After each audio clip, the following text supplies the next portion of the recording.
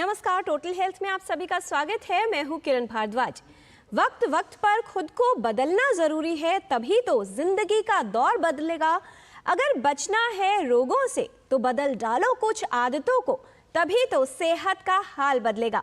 अपनी सेहत को अच्छा रखने के लिए, सेहतमंद रहने के लिए और समग्र स्वास्थ्य प्राप्त करने के लिए आवश्यक है कि स्वास्थ्य की सही देखभाल की जाए। बहुत से लोग जो अपने आप को फिटनेस फ्रीक मानते हैं, उन्हें तब ये एहसास होता है कि सेहत ठीक नहीं है जब उन्हें कोई स्वास्थ्य समस्या हो जाती है। हम कितने स्वस्थ हैं या नहीं, ये बताएंगे विशेषज्ञ, और कैसे आप अपनी सेहत को बेहतर बना सकते हैं। आने वाले नए साल में किस तरह से अच्छी आदतों को अपनाकर कुछ बुरी आदतों को दूर करके अपनी सेहत यानी हेल्थ को अच्छा कर सकते हैं। इस पर विस्तार से बात करने के लिए हमारे साथ उपस्थित है विशेषज्ञों का खास पैनल। उनसे आपका परिचय करा दें।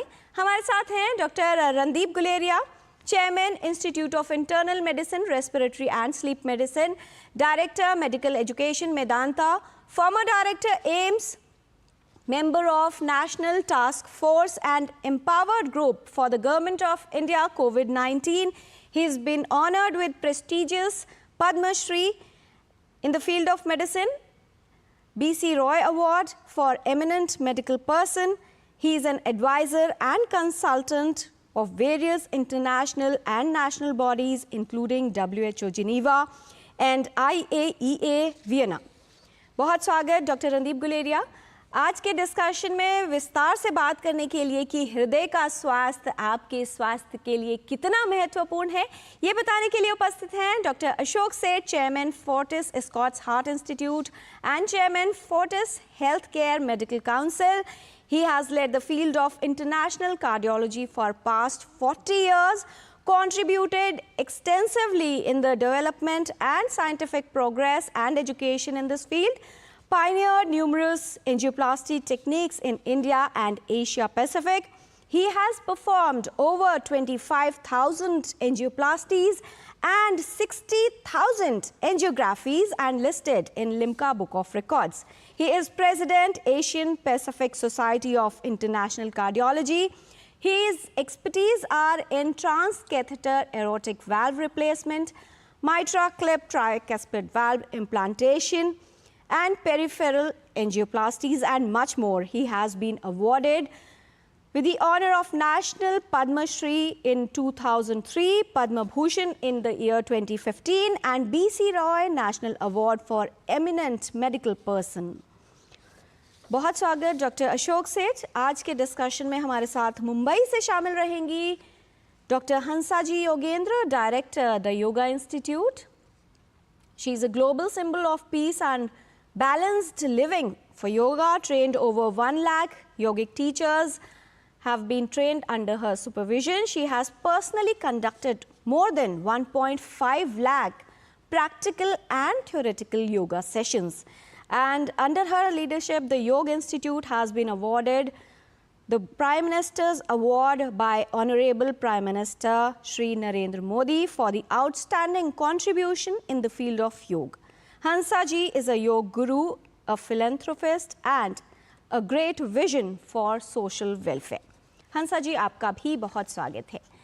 जब बात आती है अपनी सेहत को ठीक रखने की, तो आवश्यक है कि हम सभी सतर्क रहें। हम सेहतमंद तो रहना चाहते हैं, लेकिन कुछ लोगों को लगता है कि उन्हें आदतें बदलने की ज़रूरत नहीं, तो किसी के पास फुर्सत नहीं। आने वाले साल में आप कैसे अपनी सेहत को ठीक रख सकते हैं, हेल्दी लिविंग कैसे अपना सकते हैं और कैसे अपनी सेहत का ख्याल रख सकते हैं, यह आपको विशेषज्ञ बताएंगे। एक छोटी सी रिपोर्ट देखकर समझ लेते हैं कि दरअसल हम सभी के लिए स्वास्थ्य का कितना और क्या महत्व है।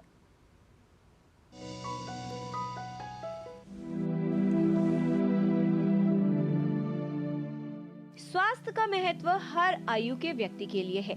ये वह नींव है जिस पर व्यक्ति का पूरा जीवन आधारित होता है। सभी लोग स्वस्थ रहना चाहते हैं, लेकिन वर्तमान युग में स्वास्थ्य के लिए कई प्रकार के खतरे हैं। ऐसे में सेहत को कैसे ठीक रखा जाए, ये एक बड़ा प्रश्न है। अच्छा स्वास्थ्य व्यक्ति को रोगों से बचाता है, साथ ही उसके जीवन की गुणवत्ता को भी बढ़ाता है। लेकिन दरअसल स्वास्थ्य क्या है, ये समझना आवश्यक है। अच्छा स्वास्थ्य सिर्फ शारीरिक नहीं बल्कि मानसिक और सामाजिक स्वास्थ्य का संयोजन है। इसका अर्थ है व्यक्ति शरीर, मन, आत्मा और सामाजिक रूप से स्वस्थ हो और जीवन में उत्तम कर पाए। हमारे जीवन शैली से संबंधित कई कारक हैं जो हमारे स्वास्थ्य को प्रभावित करते हैं। व्यक्ति का स्वास्थ्य प्रभावित होने पर कई तरह की स्वास्थ्य समस्याओं और रोगों की संभावना बढ़ जाती है। स्वस्थ व्यक्ति में बीमारियों से ग्रस्त होने की संभावना कम होती है और यदि कोई रोग हो जाए तो उसकी जटिलताएं भी कम होती हैं। व्यक्ति जल्द ठीक हो जाता है। संक्रमण से बचाव के लिए भी अच्छा स्वास्थ्य उपयोगी है। व्यायाम, योग और ध्यान हमारे शरीर और मन को स्वस्थ रखने में उपयोगी है। साथ ही जीवन में अनुशासन से चलना और प्रसन्न चित्त रहना भी उपयोगी सिद्ध होता है। स्वस्थ रहने के लिए प्रयास करना, संतुलित और अनुशासित जीवन जीना और अपनी सेहत के प्रति जागरूक रहना हमारे स्वास्थ्य को ठीक रखने में सहायक है। यदि आप भी रोगों से बचाव करना चाहते हैं और एक स्वस्थ जीवन प्राप्त करना चाहते हैं तो अपनी सेहत की सही देखभाल करें। स्वास्थ्य के प्रति सतर्क रहें और अपने स्वास्थ्य का ध्यान रखें। स्वस्थ जीवन शैली आपको निरोगी जीवन प्राप्त करने में सहायक हो सकती है। किरण भारद्वाज, डीडी न्यूज।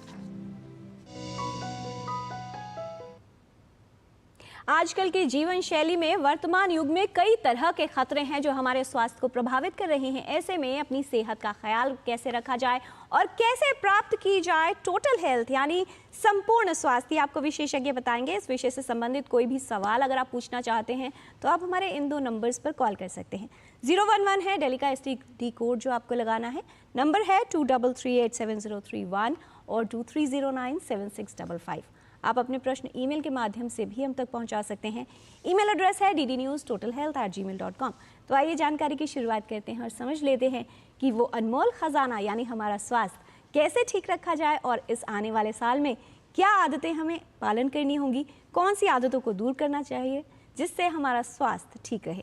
सबसे पहले डॉक्टर अशोक सेठ आपसे समझना चाहेंगे किस तरह से आज की जीवन शैली हम सभी के स्वास्थ्य को प्रभावित कर रही है और न सिर्फ वृद्ध लोग, न सिर्फ बढ़ती उम्र के लोग, युवा भी इसकी चपेट में आ रहे हैं। जी हाँ, हेल्थ तो हमारी डिटेरियोरेट कर रही है। इनफैक्ट हमने देखा है कि हार्ट डिजीज़ पिछले 20 सालों में 300% या 3 गुना राइज़ की है और वो सबसे ज़्यादा हुआ है यंग लोगों में, जो हम कहते हैं कि 40 साल से कम युवा में, जिनमें कि पिछले 15 सालों में ही 200% राइज़ की है। और इसका क्लियर इंडिकेशन ये है कि हमारी पूरी लाइफस्टाइल ही चेंज हो गई है।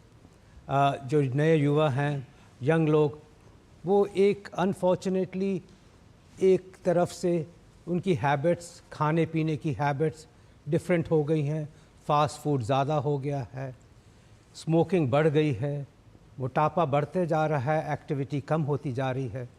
इसके साथ साथ ही एक्सरसाइज एक डिफरेंट तरीके से पहुंच गई, जो हम हार्ट हेल्दी एक्सरसाइज कहते हैं, वो चेंज हो गई है फिज़िकल बॉडी बिल्डिंग में। और स्ट्रेस ऑफ वर्क एक बहुत बड़ा फैक्टर आ गया है, जिसमें कि कम्पिटिटिव लाइफस्टाइल हो गई है। हर तरीके से ब्लड प्रेशर और डायबिटीज़ हमारे हिंदुस्तान में बढ़ती जा रही है और साथ ही साथ हम ये भी देख रहे हैं कि पोल्यूशन भी बढ़ता जा रहा है। ये सब हानिकारक है, हार्ट के लिए हानिकारक है। और हमारे जो यंगस्टर्स हैं अनफॉर्चुनेटली इस क्षेत्र में अनफॉर्चुनेटली ज़्यादा उनको इन चीज़ों से हानि हो रही है।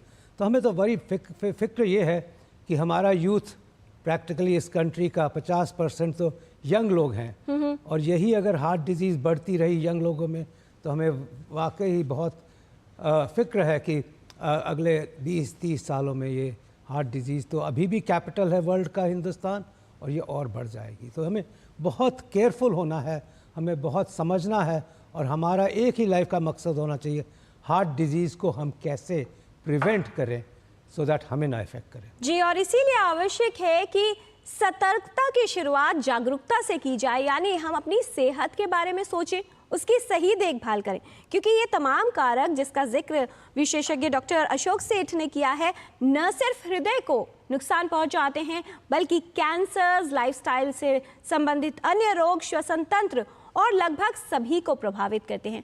डॉक्टर रणदीप गुलेरिया, श्वसन तंत्र की बात की जाए, श्वसन संबंधी समस्याओं की बात की जाए और संक्रमण की बात की जाए, कितने बड़े खतरे के रूप में उभर रहा है अगर वर्तमान स्थिति देखी जाए। विशेष तौर पर सर्दियों का मौसम है, फेस्टिविटी ज़्यादा है, तो लोग शॉपिंग के लिए भी निकलते हैं, बाहर खाने के लिए भी निकलते हैं और भीड़ भाड़ वाले इलाकों में भी जाते हैं। तो आपने सही कहा कि अगर हम देखें सर्दियों में दो चीज़ें बहुत इम्पॉर्टेंट हैं। एक तो यही है कि इन्फेक्शन जो है, वायरल इन्फेक्शन के चांसेस बढ़ जाते हैं मौसम सर्दियों में, और दूसरा ये है कि पोल्यूशन ज़्यादा रहता है, तो पोल्यूशन के कारण भी कई रेस्पिरेटरी डिजीज़ हैं, सांसों की जो तकलीफ़ें हैं वो बढ़ जाती हैं। और हम पिछले कई सालों से देख रहे हैं कि जो इंडो गैंजेटिक बेल्ट है, और अब तो कई कुछ डेटा आ रहा है कि भारत के और कई शहरों में भी पोल्यूशन लेवल जो है वो अनएक्सेप्टेबली हाई हैं। WHO के स्टैंडर्ड से हम के स्टैंडर्ड को हम मीट नहीं कर पा रहे, और उससे हमारे फेफड़ों पे ही नहीं सारे शरीर पे असर पड़ रहा है, जो हेल्थ के लिए ठीक नहीं है। तो अगर हम सर्दियों की बात करें तो एक तो जो वायरल इन्फेक्शंस हैं वो बढ़ जाते हैं, चाहे फ्लू हो चाहे और टाइप की वायरल इन्फेक्शंस हो। तो हमें अपना जो ध्यान रखना है कि अगर हम भीड़ भड़ाके में जा रहे हैं और हमें इन्फेक्शन के चांसेस ज़्यादा हैं, बुज़ुर्ग लोग हैं, क्रॉनिक डिजीज़ हैं, तो अगर वहाँ पे भीड़ है तो मास्क लगा के जाएं। हैंड वॉशिंग जो हम कई सालों से कह रहे हैं कि रेगुलर हैंड वॉशिंग करें जिससे इन्फेक्शन ना हो।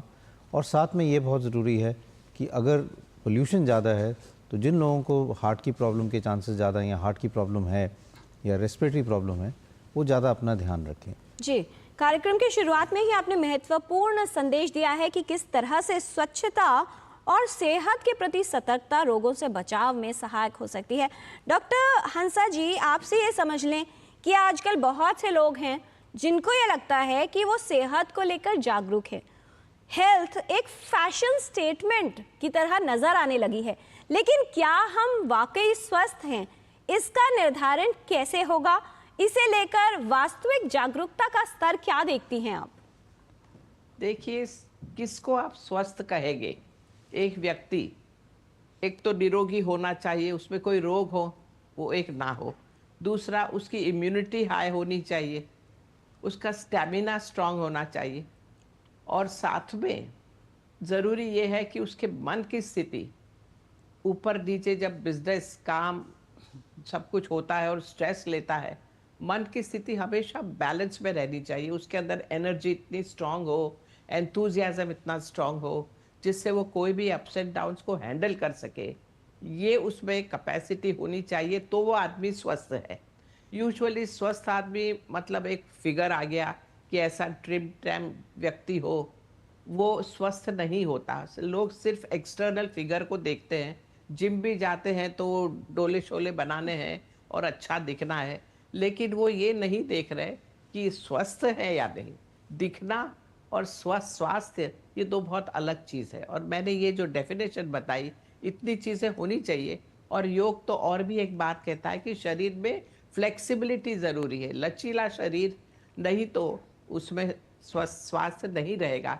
सांस भी आप खुल के नहीं ले पाओगे अगर झुके हुए हो, पॉस्चर ही खराब है, अगर सही सोच नहीं रहे हो। एक नेगेटिव थॉट आपकी सारी चीज़ पर पानी फेर देता है।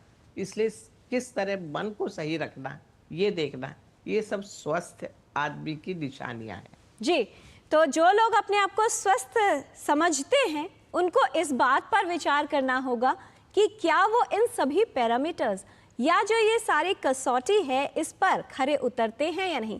डॉक्टर रणदीप गुलेरिया, इम्यूनिटी की बात आई है, कितना बदलाव आप देखते हैं? कोविड का एक लंबा समय दौर हम सभी ने देखा है, किस तरह से हमारा इम्यून सिस्टम या रोग प्रतिरोधक क्षमता प्रभावित हुई है? क्या एक बदलाव आप देखते हैं? किस तरह से हम लोग पहले रिएक्ट किया करते थे किसी इन्फेक्शन को लेकर, या शरीर में कितनी क्षमता है संक्रमण से बचाव करने की या उससे लड़ने की? क्या इस पर भी प्रभाव पड़ा है?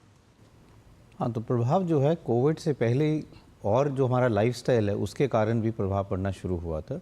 अगर हम डेटा देखें, और कुछ बड़े अच्छे पेपर्स पब्लिश हुए हैं, बर्डन ऑफ डिजीज़ जो हम कहते हैं भारत के 1990 से 2016-17 तक, उसमें ये देखा गया कि जो भारत में जैसे जैसे तरक्की हुई, हमारा इकोनॉमिक ग्रोथ हुआ, भारत का बर्डन ऑफ डिजीज़ जो था वो इन्फेक्टिव डिजीज़ से, जैसे हम पहले ज़्यादा फिगर करते थे बच्चों में निमोनिया, डायरिया, टीबी या मलेरिया के बारे में, उससे सारा चेंज होके नॉन कम्युनिकेबल डिजीज़, हार्ट की डिजीज़, लंग की डिजीज़, कैंसर्स, डायबिटीज़, इसका बर्डन ज़्यादा हो गया। तो ये जो बर्डन ज़्यादा हुआ, ये बेसिकली जो हम कहते हैं लाइफस्टाइल रिलेटेड डिजीज़ के कारण हुआ। इसके साथ साथ जब इन्फेक्शन हुआ, जैसे हम कह रहे हैं कोविड का पैंडेमिक हुआ, तो that further had infect on these disease, क्योंकि हमारी ऑलरेडी जो इम्यून सिस्टम है वो चेंज हो रहा था, क्योंकि we are now looking not from infection point of view but from non communicable point of view. और हमारा लाइफस्टाइल ऐसे चेंज हुआ, जैसे डॉक्टर सेठ ने कहा कि डाइट हमारी बदल गई। जो हम अपनी पुरानी 30 साल पहले की डाइट देखें और अब की डाइट देखें, तो younger generation is more prone to fast food diet, जो which is not a healthy diet. Similarly अगर हम डाइट्स के अलावा एक्सरसाइज देखें, हमारी फिजिकल एक्टिविटीज़ बहुत कम हो गई हैं। वी आर मोर, बच्चे जो हैं ज़्यादा बाहर खेलने से अंदर खेल के जो प्ले स्टेशन हैं या जो टीवी पे या और कंप्यूटर पे ज़्यादा टाइम बिताते हैं, तो उससे हमारी लाइफस्टाइल चेंज हो गई। और इसी के कारण कई बीमारियां जो हैं, जो इतनी ज़्यादा पहले नहीं थी, वो बढ़ने लगी। इम्यून सिस्टम हमारा चेंज हुआ, और साथ साथ जो इन्फेक्शंस हुए, स्पेशली जैसे जैसे भीड़ बढ़ी है, क्राउड ज़्यादा हुआ है, ट्रैवल ज़्यादा हुआ है जी। और वायरसेस जो हैं they have started jumping species की, जो ये कुछ जो पैंडेमिक के वायरसेस हुए हैं, अगर हम पिछले 24 साल की बात करें, इस सेंचुरी की बात करें, तो this century has been a century of outbreaks. SARS हुआ, 1-2 पैंडेमिक हो चुके हैं, हम भूल जाते हैं कि एक पैंडेमिक इससे पहले भी हुआ था, H1N1 पैंडेमिक, जिसको हम स्वाइन फ्लू कहते हैं। स्वाइन फ्लू का पैंडेमिक हुआ, कोविड का पैंडेमिक हुआ, हर 1-2 साल में कोई ना कोई आउटब्रेक हो जाते हैं, जैसे मंकी पॉक्स हुआ अभी, उससे पहले मर्स था, सार्स हुआ है। तो इसलिए हमें हमारी इम्यूनिटी भी कम हो रही है और हमारी लाइफस्टाइल का जो पैटर्न है वो भी चेंज हो रहा है, जिससे we are getting more prone to such infection. जी, और जो वायरस और बैक्टीरियाज हैं वो भी अपना रूप बदल रहे हैं, तो थोड़ा बदलाव हमें भी करना होगा अपनी सेहत को लेकर, अपनी आदतों को लेकर और अपनी जीवन शैली को लेकर। फिलहाल एक कॉलर हैं भोपाल से, अभिषेक जी हैं फोन लाइन पर। बहुत स्वागत है आपका, सवाल पूछिए।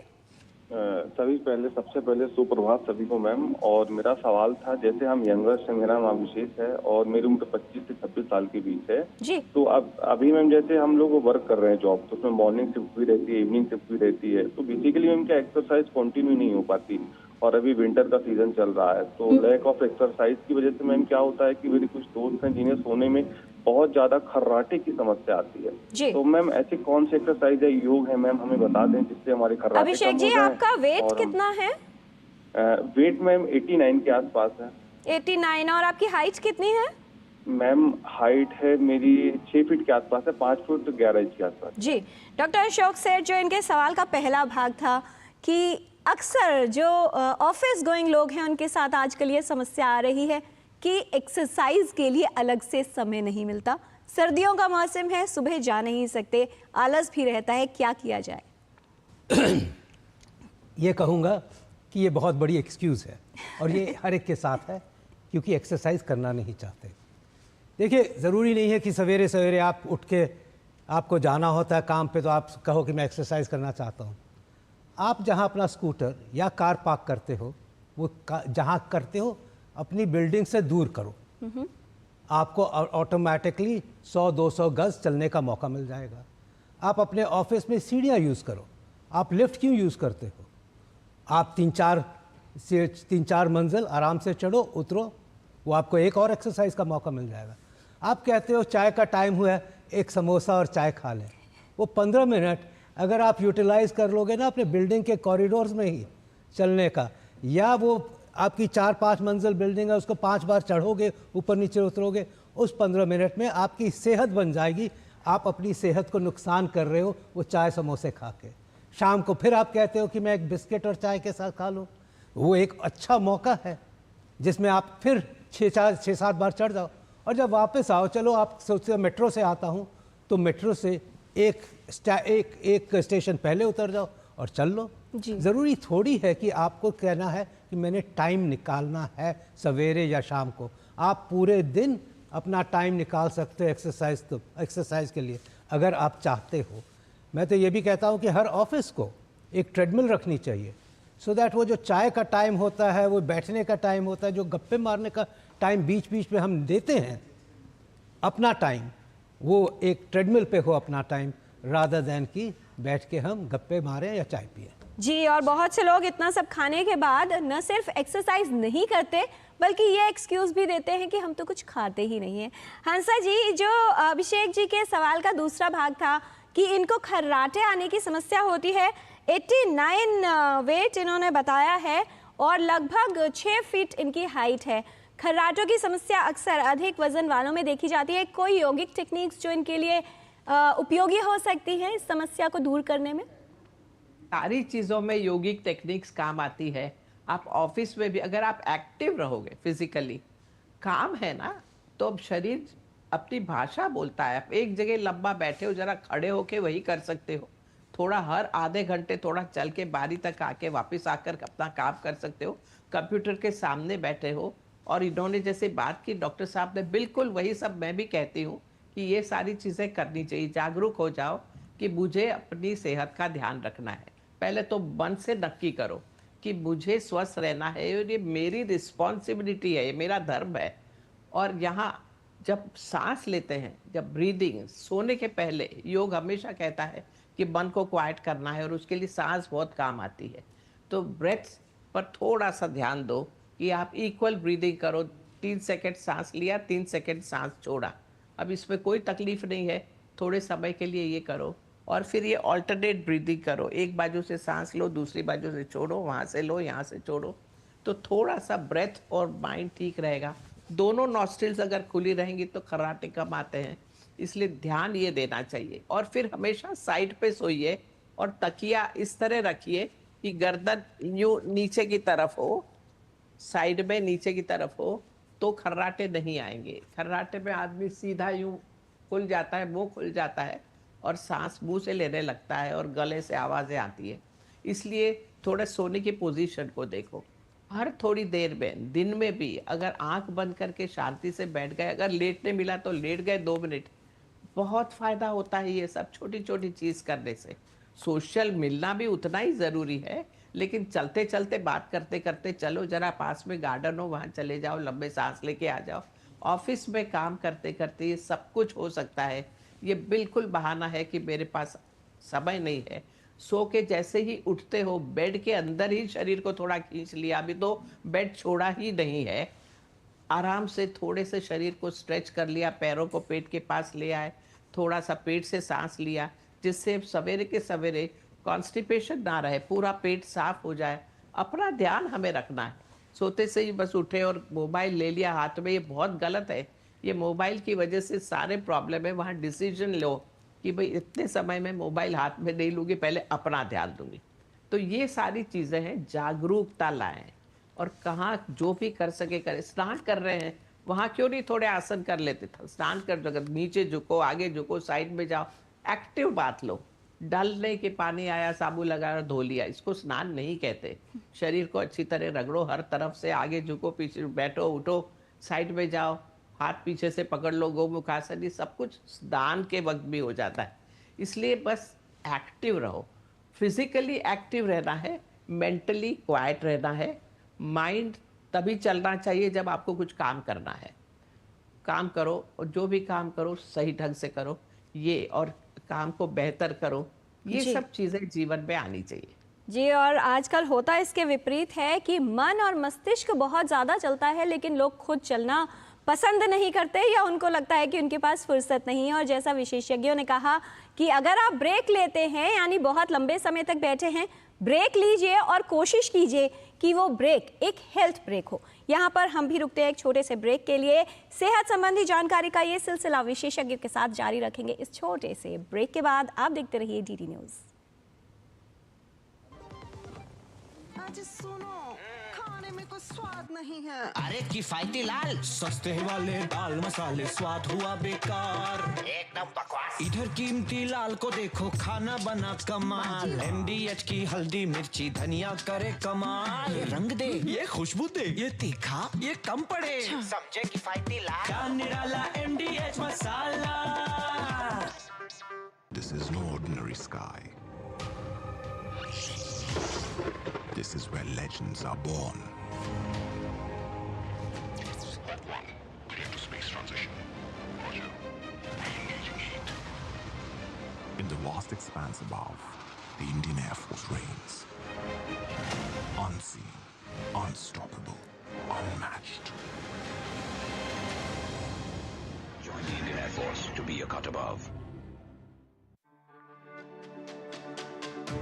मेरी पसंद, मेरी पसंद, मेरी पसंद, मेरी पसंद, हमारी पसंद, हम सबकी पसंद। मजबूत देश का मजबूत सरिया हो गया स्टील।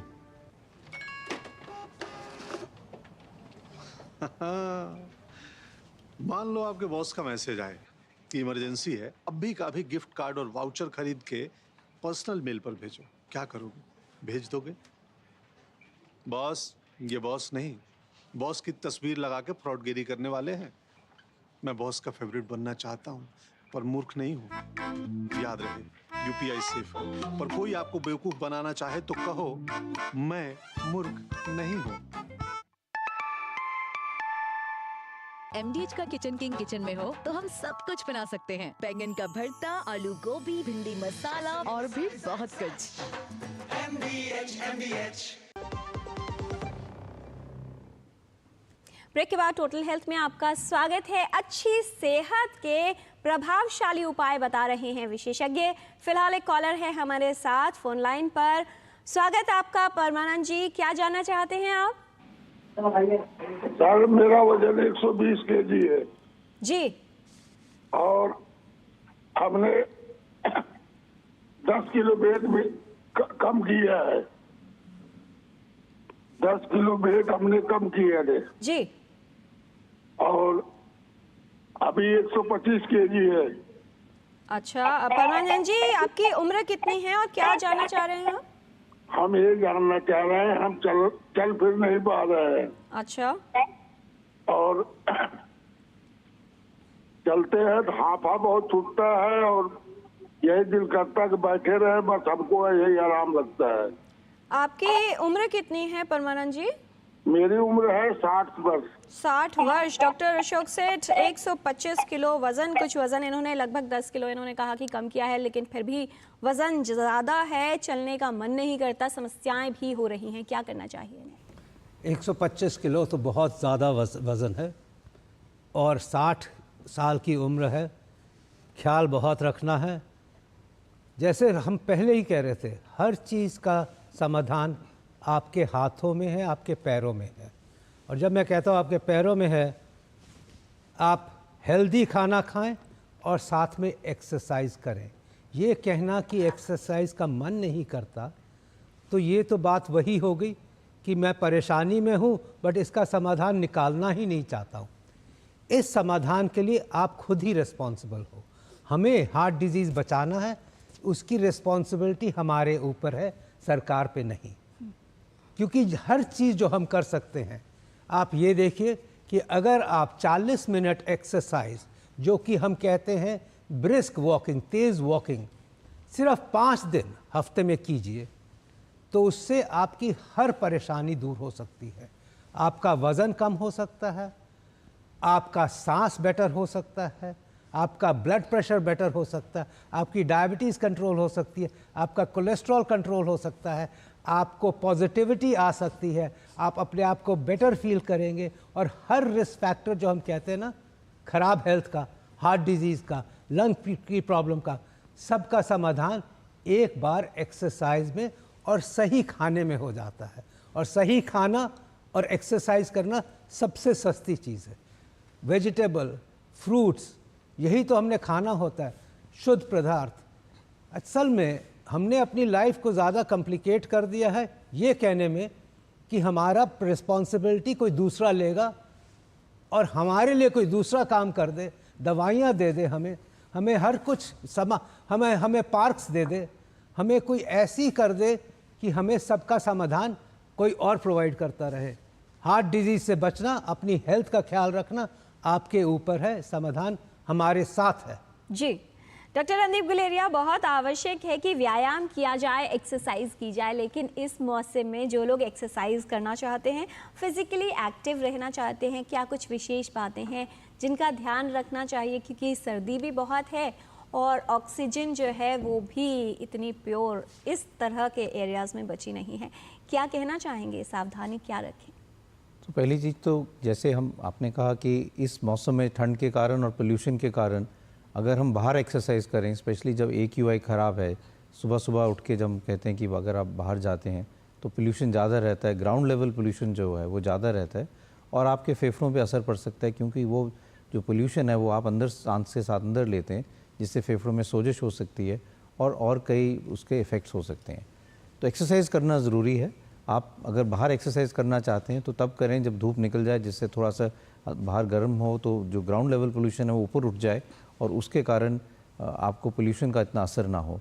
अगर वैसे भी एक्सरसाइज करनी है तो घर के अंदर भी हम एक्सरसाइज कर सकते हैं। जैसे हम शुरू से कह रहे हैं कि बहुत सारी एक्सरसाइज ऐसे हैं जो आप घर के अंदर कर सकते हैं, चाहे वो योगा हो, चाहे चलने की एक्सरसाइज हो या ट्रेडमिल हो। तो कुछ कुछ एक्सरसाइज आप अंदर कर सकते हो जब पोल्यूशन बाहर हो और बाहर का वातावरण ठीक ना हो। लेकिन ये एक्सक्यूज़ नहीं होना चाहिए क्योंकि आज ठंड ज़्यादा है या पोल्यूशन ज़्यादा है इसलिए हम एक्सरसाइज नहीं करेंगे। एक्सरसाइज करने के कई तरीके हैं और वो हम अंदर भी कर सकते हैं और बैठ के भी कर सकते हैं। जैसे पहले पिछले वाले कॉलर ने कहा कि उनको चलने की तकलीफ़ है, वो बैठ के भी कई एक्सरसाइजेस कर सकते हैं, बैठ के साइकिलिंग भी कर सकते हैं, योगा कर सकते हैं। आस्ता आस्ता उससे भी उनका जो है पॉजिटिव थॉट्स आएंगे और आस्ता आस्ता वो अपनी एक्सरसाइज बढ़ा पाएंगे। लेकिन साथ में डाइट का और वेट का ध्यान रखना भी बहुत ज़रूरी है। डॉक्टर गुलेरिया, बहुत से लोग तो बहाना करते हैं या उनको आलस भी आता है इस मौसम में। उसके विपरीत कुछ ऐसे लोग भी होते हैं जो ये कहते हैं कि हम बहुत ही जो है पंचुअल हैं, चाहे कुछ भी हो, मौसम कैसा भी हो, हम एक्सरसाइज नहीं छोड़ते। हमने कई बार देखा है सुबह के समय आप बाहर निकलिए तो बहुत से लोग मास्क लगाकर रनिंग कर रहे होते हैं। क्या ये एक सुरक्षित और प्रभावशाली तरीका है? मास्क कुछ हद तक आपको हेल्प कर सकता है क्योंकि मास्क से एक मैकेनिज्म है। अगर आप N95 मास्क यूज़ कर रहे हैं तो उससे कुछ हद तक फ़र्क पड़ सकता है। लेकिन जिन लोगों को अंडरलाइंग प्रॉब्लम है, सांस की तकलीफ़ है, हार्ट की प्रॉब्लम है, बेहतर यही रहेगा कि वो अपना थोड़ा ध्यान रखें, क्योंकि हम कई दफ़ा देखते हैं कि लोग जो है वो मास्क ठीक से लगाते नहीं हैं या कई लोगों को मुश्किल होती है जब वो तेज़ चलते हैं तो मास्क को हटा देते हैं या उसको साइड पे कर देते हैं। तो मास्क का इफेक्ट जो है वो इतना ज़्यादा रहता नहीं है। पर क्या ऐसा होता है डॉक्टर गुलेरिया कि अगर मास्क लगा है और बहुत विग्रस या हाई इंटेंसिटी की एक्सरसाइज कर रहे हैं, क्योंकि रेस्पिरेटरी रेट बहुत फास्ट हो जाता है, तो जो CO2 है वो ज़्यादा ब्रीथ की जाए, उसकी वजह से कोई समस्या हो सकती है? ये पहले भी एक इशू था कि कोविड के दौरान अगर हम मास्क लगा रहे हैं तो हमारा कार्बन डाइऑक्साइड तो नहीं बढ़ जाएगा। इसमें कोई डेटा नहीं है और ये ऐसा बात सही नहीं है। अगर हमारा मास्क लगा के हम दौड़ रहे हैं और या मास्क बहुत देर तक लगाए हुआ है, और जो डॉक्टर्स हैं वो तो हॉस्पिटल में मास्क, सर्जन स्पेशली जो मास्क है वो पूरा दिन लगा रखते हैं, तो ऐसा नहीं कि उनका बॉडी में कार्बन डाइऑक्साइड बढ़ जाएगा। तो ये भी धारणा ठीक नहीं है कि आप मास्क बहुत देर तक लगा रखोगे तो आपके शरीर में कार्बन डाइऑक्साइड बढ़ जाएगा। जी हंसा जी, क्या बताना चाहेंगी? हमारे जो ये लास्ट कॉलर थे, इनका जो प्रश्न था कि वज़न अगर अधिक है, खान पान से उसको कैसे कंट्रोल किया जा सकता है, और अगर हम एक हेल्दी डाइट पैटर्न की बात की जाए, किस तरह से सुनिश्चित करना चाहिए कि खाने का सही समय क्या है, तरीका क्या है और मात्रा कितनी होनी चाहिए? आजकल इंटरमिटेंट फास्टिंग का भी काफ़ी चलन प्रचलित हो रहा है। क्या इसको करने से लाभ है, और अगर ऐसा करना है कितने सुपरविजन की ज़रूरत होगी और सुरक्षित तरीके से इसे कैसे अपनाया जा सकता है? देखिए, इनकी जो समस्या है वो सबसे ज़्यादा है वेट, और जब वेट बहुत बढ़ गया है तब नेचुरली आलस से आएगा। वो थोड़ा भी चलेंगे तो सांस फूलेगी ही। इसलिए सबसे पहले तो इन्हें देखना ये है, थोड़े नियम बनाओ। दिन में 4 बार खाना है हर समय। हमारा दिन की शुरुआत होती है सनराइज से सनसेट, ये हमारा दिन है। रात को तो खाना है ही नहीं, और सवेरे सनराइज के बाद ही खाना है।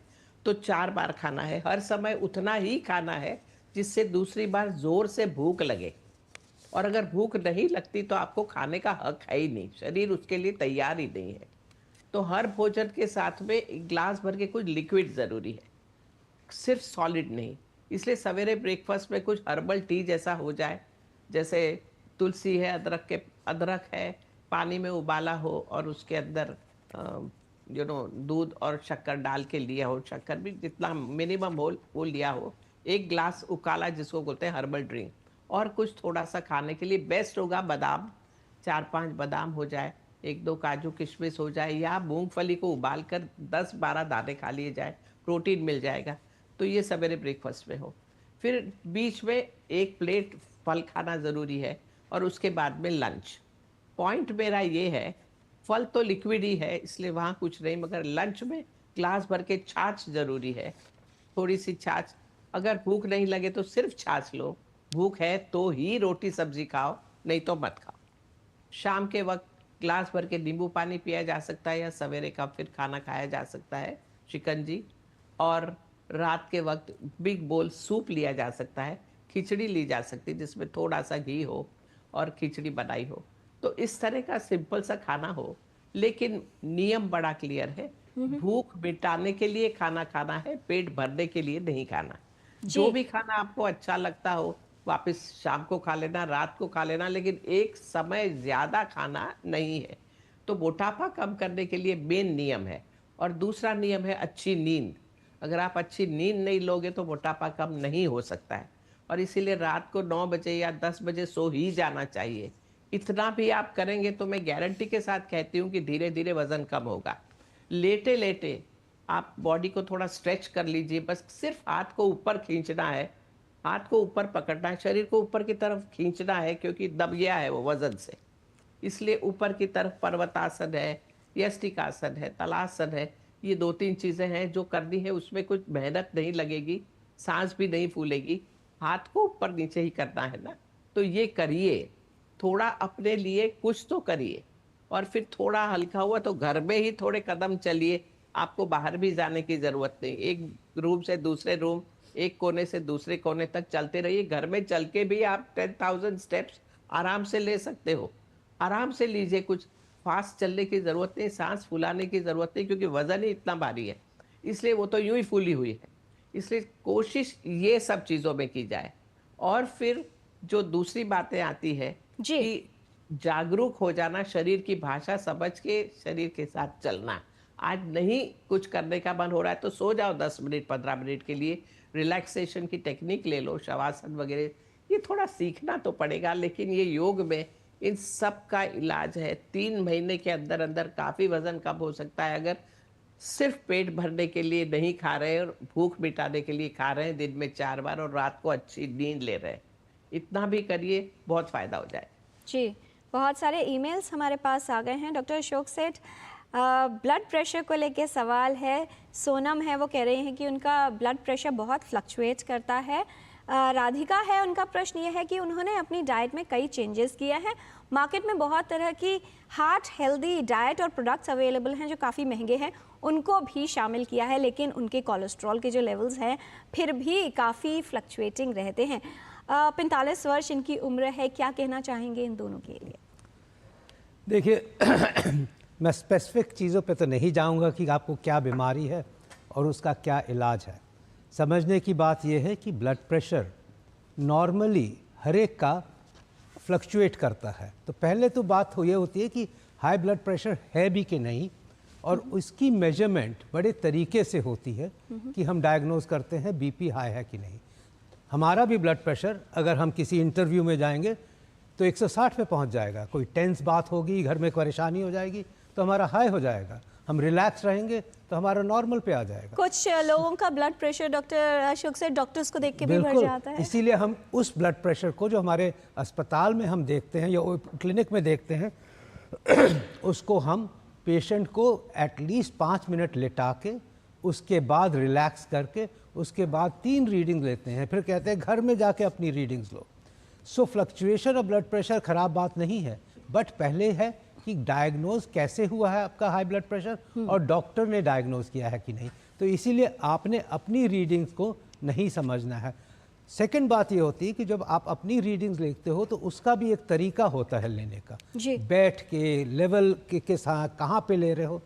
सो ये सब चीज़ें बहुत इंपॉर्टेंट है। उसके बाद अगर दवाई पे हो और उसके बाद आप सोचते हो ब्लड प्रेशर फ्लक्चुएट करता है तो डॉक्टर साहब के पास कई सिस्टमैटिक इंस्ट्रूमेंट्स हैं जो आपका देख सकते हैं कि पूरे दिन में 24 घंटे में कितना ब्लड प्रेशर फ्लक्चुएट है, जिसके ऊपर आपकी दवा की मात्रा वो बढ़ा या घटा सके। ये हुई आपकी ब्लड प्रेशर की बात। जहाँ तक रही कोलेस्ट्रॉल की बात, कोलेस्ट्रॉल का फ्लक्चुएशन तो तभी होता है जब आप दवाई छोड़ो या दवाई ना लो या दवाई की मात्रा आपने खुद कम कर दी है। अगर आप डॉक्टर की सुपरविजन में हो और डॉक्टर समझता है कि आपका कोलेस्ट्रॉल कम होना चाहिए, जो भी वजह हो, और ये बड़ी कम्प्लेक्स बात मैं बताना चाह रहा हूँ कि आपने अपना डिसीजन नहीं लेना है कि दवा लेके मैंने अपना कोलेस्ट्रॉल कम करना है, ये डॉक्टर का डिसीजन है।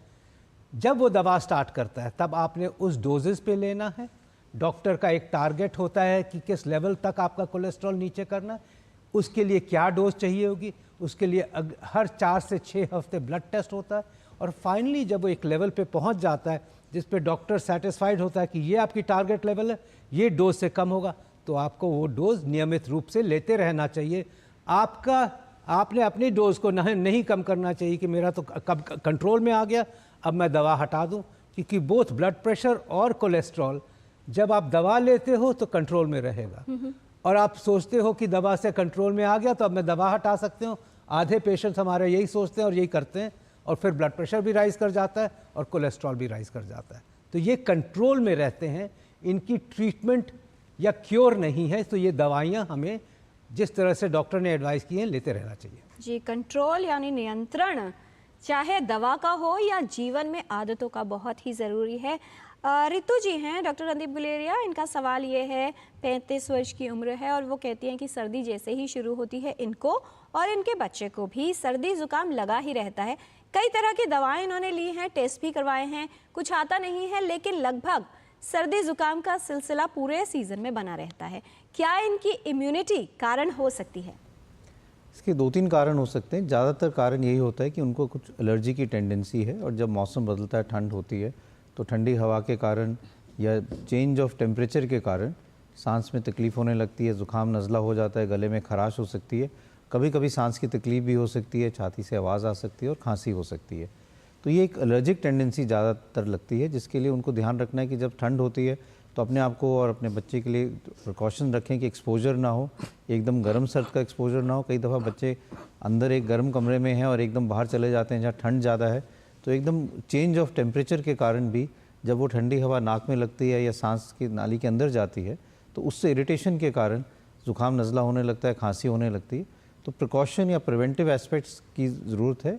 अगर उसके अलावा टेस्ट के से आता है कि उनको एलर्जी ज़्यादा है तो एंटी एलर्जिक मेडिसिन जो है, चाहे नाक की एलर्जी हो या सांस की एलर्जी हो, उसकी ज़रूरत पड़ सकती है। और ये सीजनल हो सकता है, जब मौसम ठीक होगा तो उसकी रिक्वायरमेंट कम भी हो सकती है। जी, एक कॉलर हैं, अमित हैं दिल्ली से फ़ोन लाइन पर। अमित जी, बहुत स्वागत है आपका, पूछिए सवाल। मैम नमस्कार। जी नमस्कार।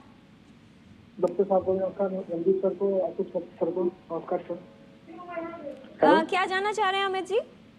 मैम मैं ये जानना चाहता हूँ कि मेरा अभी 28 साल का हूँ मैं, और 90 के पास मेरा वजन है। सुबह शाम इतना तो मैं थोड़ा मोड़ा घूमता हूँ, लेकिन क्या है कि मैं डाइट क्या चार्ट बनाऊँ कि मेरा वजन सही रहे और कितना रहना चाहिए। जी, आपकी हाइट कितनी है? मेरा 5'9". 5'9" हाइट है, और वजन आपने बताया? 90 kg। डॉक्टर अशोक सेठ, वजन तो काफी अधिक है इनका, कैसे क्या करूं? जी, डाइट चार्ट या क्या करूं? अभी डॉक्टर हंसा जी ने बहुत विस्तार से बताया कि वजन कम करने के लिए किस तरह का आहार लिया जा सकता है, उसका तो पालन कीजिए। डॉक्टर हंसा जी, कुछ और टिप्स आप बताना चाहेंगी? क्योंकि आज जो सबसे ज्यादा समस्या आई है वो अधिक वजन की आई है, और वजन इतना ज्यादा है जिसकी वजह से दूसरी समस्याएं हो रही हैं। देखिए, मैंने वो सीधी सी बात कही है कि आदमी को फिजिकली एक्टिव रहना चाहिए, और खाना सिर्फ तभी खाओ जब भूख लगे, ना भूख लगे तो सिर्फ लिक्विड पे रहो। यानी ये नियम अगर रखोगे तो वजन अपने आप कम होगा। वजन बढ़ता तभी है जब आप जरूरत से ज्यादा खाना खा लेते हैं। डॉक्टर हंसा जी, आजकल तनाव बहुत ज्यादा है, और बहुत से लोग ये कहते हैं कि जब वो तनाव में होते हैं तब काफी ज्यादा मात्रा में खा लेते हैं। और योग के अनुसार अगर बात की जाए तो ये माना जाता है कि कोई भी समस्या पहले सूक्ष्म स्तर पर ही शुरू होती है और फिर शारीरिक रूप से नजर आती है। क्या अपने माइंडसेट को भी बदलने की जरूरत है? तनाव को दूर रखने के लिए भी कुछ बताना चाहेंगी? बिल्कुल, बहुत कुछ है, लेकिन अभी यहाँ फिलहाल तनाव में रहकर भी काम होता है और बिना तनाव के भी काम होता है। काम दोनों ढंग से होता है, बस वो धीरे धीरे फिलॉसफी लाइफ में लाना पड़ेगी। लेकिन वो दूसरी बात हुई। बात यहाँ ये आती है कि बीच बीच में खाने की जो चीज़ें होती है ना, जैसे अपने घर में गाजर के टुकड़े ही रखे हो, ककड़ी के टुकड़े रखे हो, बीच में थोड़ा सा वो मुंह में डाल दिया तो एक साथ जोर से भूख नहीं लगेगी।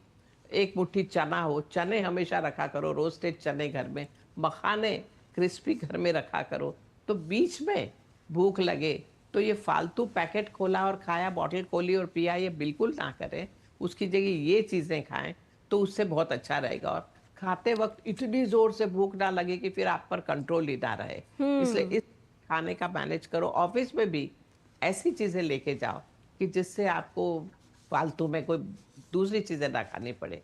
तो थोड़ा सा साथ में ले जाना ज़रूरी है। थोड़े फ्रूट्स, ड्राई फ्रूट्स ले लो, खजूर ले लो, ये सारे अंजीर ले लो, कुछ न कुछ ये चीज़ें भी होनी चाहिए। दूसरा, चलना माइल्डेस्ट और बेस्ट एक्सरसाइज है। डॉक्टर साहब ने कहा ही है, डॉक्टर अशोक ने, कि सीढ़ियाँ चढ़ो, चलो, थोड़ा थोड़ा तो करो और उससे भी फ़ायदा होगा। और ज़रूरी है कि आप मन को खुश रखने के लिए क्या कर रहे हो। सोशल मैनेजमेंट बहुत ज़रूरी है, इसलिए एक दूसरों के साथ में मिलना, हंसना, हंसाना। हमेशा मैं तो कहती हूँ 1-2 जोक्स याद किया करो, आप भी हंसो, दूसरों को हंसाओ, मेहनत करो। हम जोक पढ़ लेते हैं और हंस लेते हैं मगर याद तो कुछ नहीं रहता है। मन में ऐसी सब चीज़ें होनी चाहिए जो खुशी लाए, वो हैप्पी हार्मोन्स बढ़ने चाहिए। और इसके लिए ज़रूरी है कि ये सब चीज़ें भी की जाए। थोड़ा गाना गा लो, हर व्यक्ति को गाना तो गाना ही चाहिए। You should be at least a bathroom singer. इसलिए ये सब चीज़ें भी अपने जीवन में लानी चाहिए। एकदम लुक्खा सुक्खा जीवन तो स्ट्रेस ही डेवलप करेगा जी। इसलिए लाइफ को मज़े से लो, जरा आनंद से लो, तो सब कुछ सही होगा जी। तो आप भी प्रसन्न रहिए, आनंदित रहिए और देखते रहिए टोटल हेल्थ। कुछ और जानकारी विशेषज्ञों से लेंगे इस छोटे से ब्रेक के बाद। हम जल्द लौटते हैं, देखते रहिए डीडी न्यूज़। आज सुनो, खाने में कोई स्वाद नहीं है। अरे किफायती लाल, सस्ते वाले दाल मसाले, स्वाद हुआ बेकार, एकदम बकवास। इधर कीमती लाल को देखो, खाना बना कमाल, MDH की हल्दी मिर्ची धनिया करे कमाल। ये रंग दे, ये खुशबू दे, ये तीखा, ये कम पड़े, समझे किफायती लाल। क्या निराला MDH मसाला। जब धरती चीर कर निकलता है लोहे का पत्थर और मिलता है मोंगिया के जोश से, फिर तपता है, पिघलता है और बनता है फौलाद। अब होता है सरिया सारी खूबियों के साथ। मोंगिया स्टील, मजबूत देश का मजबूत सरिया। एक ऐसा तबका जो रिटायरमेंट के बारे में आज भी बिल्कुल नहीं सोचता, वो है औरतें। औरतें कमा के भी वल्नरेबल हैं। सो एनपीएस एक इक्वालिटी ला रहा है। हम सब एक बराबर प्लेटफॉर्म पे हैं। अपने बेहतर कल को सुनिश्चित करने के लिए एनपीएस जरूरी है। अरे क्या हुआ मुन्ना, तुझे अदरक और चटवाता हूँ। देखिए उसकी सांसें तेज चल रही है, घरेलू इलाज नहीं, तुरंत डॉक्टर के पास ले जाना होगा। तुम तो यूं ही घबरा जाती हो। अच्छा मेरी एग्जाम कब है? एग्जाम? हाँ, और हम दोनों का टीकाकरण कार्ड कहाँ है? बेटा ये सब माँ को पता होगा ना। पापा, जब सब माँ को पता है तो आप उनकी बात मानो ना। और स्कूल में भी बताया है कि सांस का तेज चलना निमोनिया हो सकता है। मान गए माँ की नजर को। चलो अस्पताल चलते हैं। इसे निमोनिया हुआ है। सही समय पर इसे यहाँ लाकर आपने बड़ी परेशानी होने से बचा लिया। अगर खांसी और जुकाम के साथ तेज सांस या पसली चलने लगे तो ये निमोनिया के लक्षण हैं। ऐसे में घरेलू इलाज नहीं, तुरंत अपने नजदीकी स्वास्थ्य केंद्र जाएं। सांस, निमोनिया नहीं तो बचपन सही। ब्रेक के बाद आपका स्वागत है। आज हम टोटल हेल्थ में जान रहे हैं विशेषज्ञों से अच्छी सेहत के प्रभावशाली उपाय। हमारे साथ है विशेषज्ञों का खास panel, doctor Randeep Guleria, doctor Ashok सेठ, डॉक्टर हंसाजी योगेंद्र। कुछ और जानकारी लेते हैं विशेषज्ञों से। रैपिड फायर क्वेश्चंस राउंड के माध्यम से छोटे सवाल और बहुत छोटे जवाब। पहला सवाल डॉक्टर रणदीप गुलेरिया आपसे कि सेहत की चिंता सिर्फ वो करें जो बीमार हैं। बिल्कुल गलत है। सेहत की चिंता सबको करनी चाहिए, चाहे वो बिल्कुल अपने आप को स्वस्थ समझे। डॉक्टर अशोक सेठ, जो मोटे हैं या जिनका वजन अधिक है सिर्फ वही हृदय रोग के खतरे में आते हैं? जी नहीं, हर कोई हृदय रोग के खतरे में आ सकता है। इनफैक्ट हिंदुस्तान में मैं कहूँगा कि मैं भी हृदय रोग के खतरे में आ सकता हूँ। इसलिए हमें सबको प्रिकॉशंस लेनी चाहिए और सही लाइफ जीना चाहिए।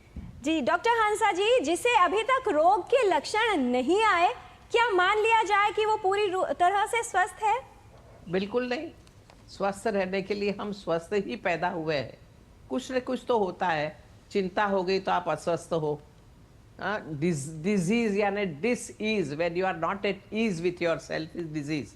इसलिए स्वस्थ स्वास्थ्य शारीरिक, मानसिक, आत्मिक स्वास्थ्य होता है और वहाँ ध्यान देना पड़ेगा कि हम अपने आत्मिक स्वास्थ्य से कितने जुड़े हुए हैं। इसलिए शांति से थोड़ा बैठे और अपने आप में सुकून लाएं। राइट।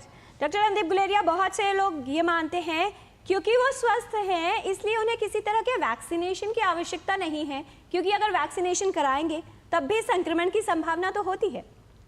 नहीं, ये बात भी सही नहीं है। कुछ लोगों को, स्पेशली अगर वो स्वस्थ हैं लेकिन उनकी उम्र ज़्यादा है, तो प्रिवेंटिव वैक्सीन की बहुत ज़रूरत है।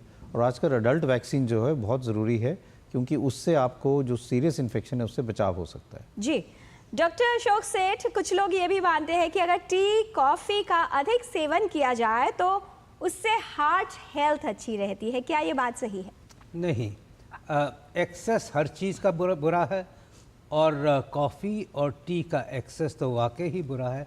इसमें कैफीन होती है जो कि हार्ट की स्टिमुलेंट होती है, नुकसानदेह है।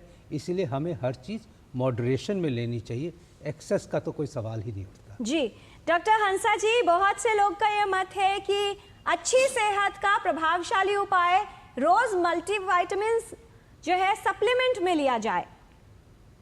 बिल्कुल नहीं। आप अपने खान पान में थोड़ा ध्यान देंगे तो सब कुछ मिल जाता है। हम लोगों को करना क्या है, सब्जियां खानी है, फल खाना है और ये सारी चीज़ें प्रोटीन के लिए ये दाल वगैरह खानी है। और बस जैसे पहले भी कहा कि भूख लगे तब खाना है तो बॉडी सब एब्सॉर्ब कर लेता है, कोई डेफिशिएंसी की ज़रूरत नहीं होती, कोई मल्टीविटामिन की ज़रूरत नहीं होती। अगर ओल्ड एज में डॉक्टर लोग बोलते हैं ये लो वो लो, लेकिन ना लेके भी, मैं अभी 80 साल की हूँ, 80 के आसपास की मेरी उम्र है, कोई मल्टीविटामिन की जरूरत नहीं होती। हेल्दी और क्या बात है डॉक्टर हंसा जी, आप तो सभी आजकल के युवाओं के लिए प्रेरणा का स्रोत है कि किसी भी उम्र में अपनी सेहत को अच्छा भी रखा जा सकता है और जैसा ब्राइट आप दिखती हैं हमेशा, वो ब्राइटनेस भी सेहतमंद रहने से आ सकती है। डॉक्टर रणदीप गुलेरिया, क्या अपने लंग्स को डिटॉक्स करने का कोई तरीका होता है? बहुत से लोग गर्म पानी पीते हैं, स्टीम लेते हैं और न जाने क्या क्या करते हैं। अगर आप अपने स्वास्थ्य ठीक रखें, गुड ब्रीदिंग एक्सरसाइज करें, योग करें, तो आपके लंग्स ठीक रह सकते हैं। डॉक्टर अशोक सेठ, बहुत से लोग ये मानते हैं कि अगर एक्सरसाइज कर रहे हैं तो कोई जांच करवाने की आवश्यकता नहीं है, इसलिए मस्त रहो तो कोई रोग होगा ही नहीं। मस्त रहो तो कोई रोग होगा ही नहीं, गलत बात है। ऐसा नहीं। इनफैक्ट जितने भी हार्ट डिजीज़ के मैं कहूँगा रिस्क फैक्टर्स हैं, चाहे वो डायबिटीज़ हो और हाई ब्लड प्रेशर हो, ये इनके सिम्टम्स नहीं होते हैं। बहुत देर बाद पता चलता है कि डायबिटीज़ निकली और उसकी वजह से काफ़ी हानि हो चुकी है, या बहुत देर बाद पता चलता है कि बीपी तो 1 साल से हाई चल रहा था और उसकी वजह से हार्ट को और कई अन्य ऑर्गन्स को हानि हो चुकी है। तो इम्पॉर्टेंस बात यह है कि चाहे आप अच्छा फील कर रहे हो, डॉक्टर से एक बार सिंपल चेकअप कराना बड़ा ज़रूरी है जी। और एडल्टहुड में एक बार ज़रूर अपने ब्लड टेस्ट करा लें जिसपे और बीपी चेक करा लें, so that cholesterol, high blood pressure और डायबिटीज़, जो कि हम तीनों को साइलेंट किलर्स कहते हैं, सबका डायग्नोसिस हो जाए, पता चल जाए है कि नहीं, और फिर अपनी लाइफ आप हेल्दी, अच्छे तरीके से, खुश तरीके से जियो, वो सबसे अच्छी बात है। डॉक्टर हंसा जी, बहुत सी महत्वपूर्ण बातें आपने बताई हैं। नव वर्ष आने वाला है, किस तरह से अपनी सेहत को अच्छा रखा जाए, क्या संदेश देना चाहेंगे एक वाक्य में? बस एक तो अपने आप को वार्म रखो, अपने शरीर के टेम्परेचर को बनाए रखो, तो ये सब प्रॉब्लम नहीं होगी। सिर गर्म होना चाहिए, हेड कोल्ड मतलब सांस की प्रॉब्लम ज़्यादा, इसलिए वार्मथ से प्यार होना चाहिए। दूसरा, वार्म रहने के लिए अच्छा सोच, अच्छे विचार और अच्छी एक्टिविटी, वो सब ज़रूरी है। जीवन को जिए, बहुत मस्त जिए, लेकिन ये सब करना ज़रूरी है। साल में एक बार चेकअप करा ही लेना चाहिए, बहुत सही रहता है, पता ही नहीं लगता अंदर क्या गड़बड़ है, इसलिए ये ज़रूरी है। हम सब मिलकर अपनी हेल्थ को संभाल लें। लेंगे। डॉक्टर्स की उतनी ही ज़रूरत है जितनी आपकी खुद की अवेयरनेस की, इसलिए कोशिश करिए और हेल्दी ही रहेंगे। मस्त रहिए, सबके साथ प्यार बांटिए, दूसरों के लिए मदद करिए दूसरों को, तो आपका स्वास्थ्य अच्छा रहेगा। डॉक्टर रणदीप गुलेरिया, इस आने वाले साल में कैसे अपने स्वास्थ्य को सुरक्षित रखा जाए, क्या कहना चाहेंगे? मैं यही कहूँगा कि आने वाले साल के लिए we should focus more on preventive health rather than curative health. अगर हम हेल्दी रहना चाहते हैं तो ये हमारे हाथ में है। डाइट हमारी अच्छी होनी चाहिए, रेगुलर एक्सरसाइज होना चाहिए, स्ट्रेस कम होना चाहिए और हमारी जो स्लीपिंग हैबिट्स हैं वो अच्छी हों कि हम रेगुलरली गुड स्लीप लें। अगर हम इन चीज़ों पे ध्यान रखें, अपने वेट पे ध्यान रखें, तो हम अपने आप को बचा सकते हैं और हेल्दी रह सकते हैं। डॉक्टर अशोक सेठ, दिल की बातें तो बहुत लोग करते हैं, लेकिन दिल के बारे में बात करना कितना ज़रूरी है, कितना आवश्यक है? हार्ट हेल्दी रहना अच्छे स्वास्थ्य के लिए आपका संदेश? मेरा संदेश ये है कि जैसे हम कहते हैं कि हमारे व्यूअर्स को, टोटल हेल्थ के व्यूअर्स को नए साल की शुभकामनाएं, और उसके साथ हम कहते हैं कि wish you good health, happiness and peace. और जब हम ये विश करते हैं तो आपने यही सुना है कि ये हमारे हाथ में है। Good health and happiness and peace, तीनों चीज़ आपके हाथों में है। उसी तरह से आपका हार्ट डिजीज़ प्रिवेंट होगी, उसी तरह से आप खुश रहोगे, उसी तरीके से पीसफुल रहोगे। तो आप प्यार बांटिए, आप पीस बांटिए, आप अपने हैप्पीनेस को बांटिए और हेल्थ को ठीक रखिए। ये सब हमारे हाथों में है। ये आज का टोटल हेल्थ का यही आपको एक न्यू ईयर का मैसेज है। बहुत धन्यवाद इस तमाम जानकारी के लिए डॉक्टर हंसा जी योगेंद्र, डॉक्टर अशोक सेठ, डॉक्टर रणदीप गुलेरिया। विस्तार से आपने प्रभावशाली तरीके बताए हैं, या ये कहें कि वो तरीके जो हमारे जीवन में एक मैजिकल चेंज ला सकते हैं आपको स्वस्थ रखने के लिए। कहा जाता है कि अपने जीवन में स्वास्थ्य को लेकर यदि आप सतर्क हैं तो बहुत सारे रोगों से बच सकते हैं और आने वाले वर्षों के लिए एक सेहतमंद जीवन सुनिश्चित कर सकते हैं। स्वास्थ्य का ये नया सफ़र है, इस सिलसिले को खुद ही बनाना है। यदि आप भी पाना चाहते हैं अच्छा स्वास्थ्य, तो आने वाले साल में अपनी सेहत का रास्ता आपको खुद बनाना है। जो न करने वाले लोग हैं वो बहाने तलाशते हैं, और जिसे कोई काम करना होता है वो तलाशते हैं रास्ते। इसलिए अपनी सेहत को ठीक रखने के लिए रास्ते तलाशें। आपको अगर ब्रेक लेना है तो एक हेल्थ ब्रेक लीजिए, क्या खा रहे हैं इस पर ध्यान दीजिए, और साथ ही छोटे छोटे बदलाव कीजिए, क्योंकि छोटे छोटे परिवर्तन जीवन की दिशा और दशा में एक बड़ा बदलाव ला सकते हैं। स्वस्थ रहिए, सेहतमंद रहिए और हमारा कार्यक्रम देखते रहिए। सेहत संबंधी जानकारी का सिलसिला टोटल हेल्थ के माध्यम से ऐसे ही जारी रखेंगे। अपनी सेहत का ख्याल रखिए। हमारी पूरी टीम को दीजिए अनुमति। नमस्कार।